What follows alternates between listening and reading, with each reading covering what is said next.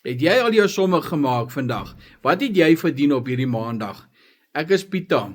Kyk, kom ons kyk hier so, Ramona, sy het $1,500 gemaak met 2 kliënte, 2 transaksies. So sy het maar min gewerk vir baie geld.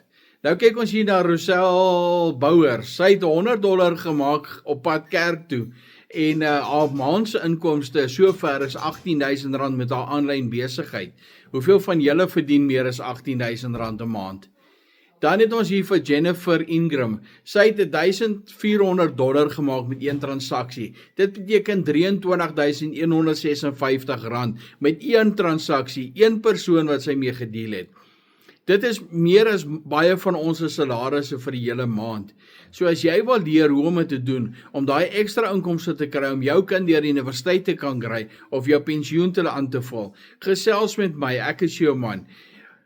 Vra vir my daar in die comments, jy soek vir info en ek deel dit graag met jou, of WhatsApp vir my, of hier's 'n pen, skryf sommer my nommer neer, checkie so staan hy onder. Baie dankie, Pieter is uit.